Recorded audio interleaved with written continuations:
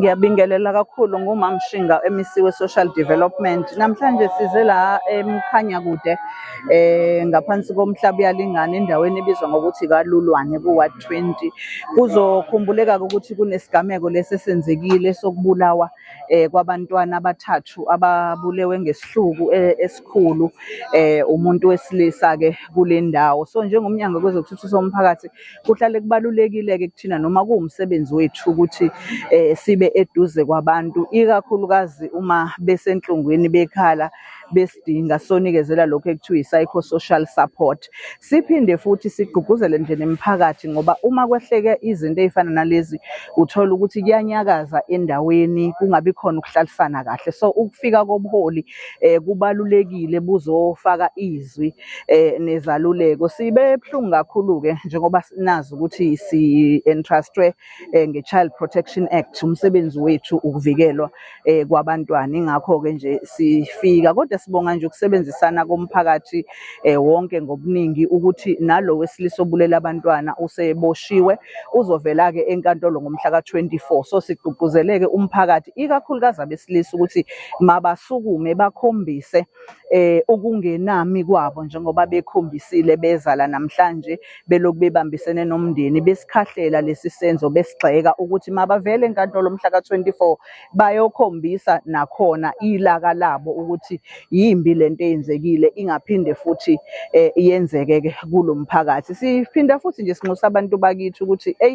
siney'nhlelo njengomnyango ey'balulekile ukuthi abantu bakwazi ukukhuluma bakhulisane badodisane kuma-platform esibanika wona, kungaze kufike ey'gamekweni ey'fana nalezi. Into ebuhlungu nje ngempela ukubulawa abantwana ayikade bengayona ingozi kuyena, bengahlomile. Asi-understand ukuthi isehle sehle kanjani, noma kunjalo kodwa sinxusa umphakathi ukuthi kwehlisa amaphaphu uthembele kwingalo yomthetho. Kodwa ngiyabona yini umsebenzi wenu usemkhulu kakhulu ngoba izolo kodwa ubungekho izolo kuvele ukuthi ugogo wale y'ngane naye wahamba ngesihlungu esinje ngonyaka ophilile ngoJulayi, naye wavele wangenelwa nje wathelwa ngophethroli washiswa. Kuthi nithathele umsebenzi omkhulu thini wenza kulo mndeni?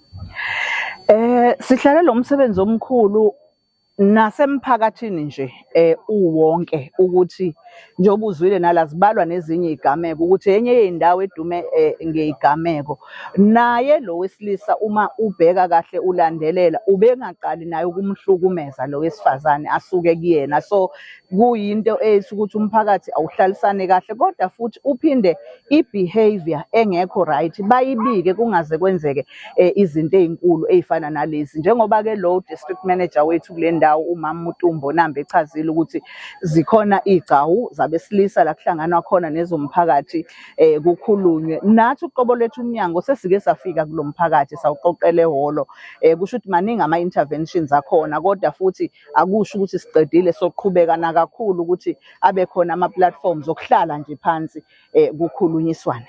Mhlampe amazwi akho okugcina nje okunxenxa nokunxusa ukuthi umphakathi wala ekhaya, especially ubaba wengane, ukuthi engathathi into ngenhliziyo, agcine ukuthi nami ngifuna ukuthi akakwenze kimi, agcine naye experience ayizwa le pain engizwile ukuthatha umthetho ngezandla zakhe.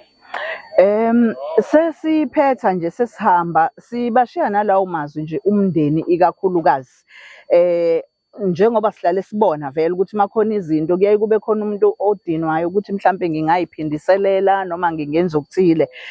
Ngikucizelele kakhulu futhi ngiyaqhubeka ngiyakugcizelela ukuthi amaphoyisa asewenzile umsebenzi omuhle, amthola ayomvalela ngoba isikhathi esiningi abantu abenze lezi zinto abatholi, uyayuzwa kuthiwa seqe nomngcele uhambile, ukhona manje uzovela enkantolo. So sithembe kuhulumeni wethu i-justice ukuthi izobenza ubulungiswa, bangayithatheli bona ngezandla nangenhliziyo ngoba lokho kudala iy'nkinga nasemndenini nasemphakathini. Sizobanxusela lokho nje ukuthi behlise nje imimoya, bathembele uhulumeni, iy'nhlaka zahulumeni zizokwenza okufanele.